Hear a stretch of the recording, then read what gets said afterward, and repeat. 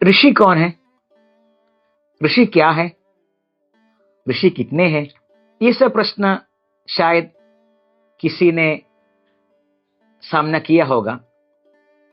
पर उसके पहले ये जानना अवश्य है कि ऋषि है क्या।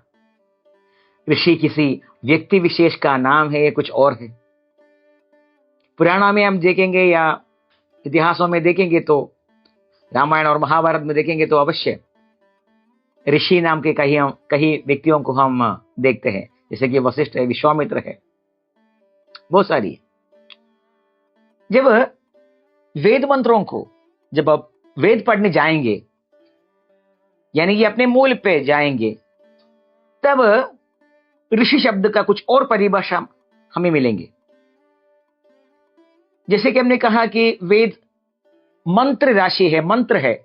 जब हम मंत्र में प्रवेश करेंगे तो हमें स्वीकार करने के लिए 3 द्वार है। तो पहले द्वार है ऋषि, और दूसरी है छंद, और तीसरी है देवता।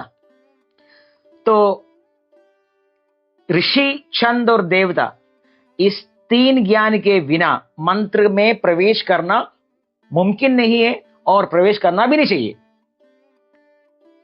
तो यहां ऋषि शब्द का अर्थ दिया हुआ है, ऋषयो मंत्र द्रष्टार, मंत्रों को जिन्होंने भी देखा और साक्षात्कार किया उनको ऋषि कहते हैं।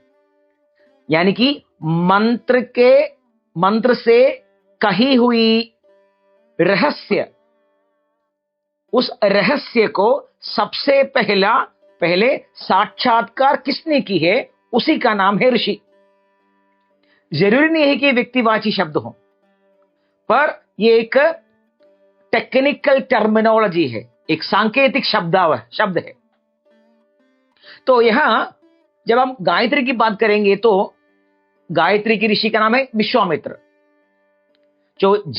तो विश्वामित्र ऋषि द्वारा देखा गया मंत्र को गायत्री कहते हैं। और एक और परिभाषा हम दे सकते हैं, और जो भी व्यक्ति गायत्री मंत्र के रहस्य को साक्षात्कृत किया है वो भी विश्व के मित्र बन जाएंगे और विश्वामित्र बन जाएंगे। हां, विश्वामित्र एक सांकेतिक शब्द भी है। हम सब विश्व के मित्र बन सकते हैं गायत्री उपासना द्वारा, तो हम भी बन जाएंगे विश्वामित्र। तो यहां ऋषि का शब्द ऋषयो मंत्र दृष्टा रहा, मंत्र को साक्षात्कार करने वाला, मंत्र को देखने वाला, सबसे पहले मंत्र को जिसने साक्षात्कार किया उसी का नाम, उनका नाम ही ऋषि है। तो ऋषित्व हम सबका अधिकार भी है, ये परंपरा से हमें प्राप्त अधिकार है ऋषित्व। क्योंकि ऋषि पौराणिक काल में भी हुआ था, आज के जमाने में भी होगा। इसलिए वेद कहते हैं अग्नि ही पूर्वे भी ऋषि विनिद्या नूतन ही उता। हे अग्निदेव, जैसे कि पौराणिक ऋषियों ने आपको पुकारा है, जैसे कि आधुनिक ऋषियों ने आपके पुकारा है, उस तरह के हे अग्निदेव आप देवताओं के साथ, दिव्य विभूतियों के साथ हमारे पास आइए।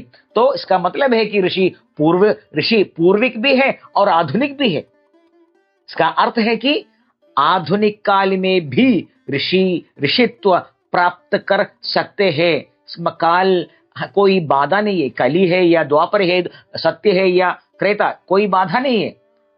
परंपरा से जुड़े हुए हैं, साधना आदि करने में सक्षम है और दैवी भी अनुकूल है।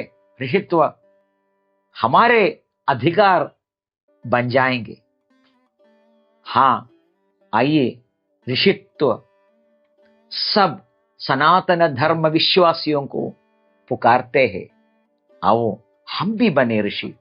भारत के यश का हमारे वर्धन में हम भी थोड़ा सहयोग दें।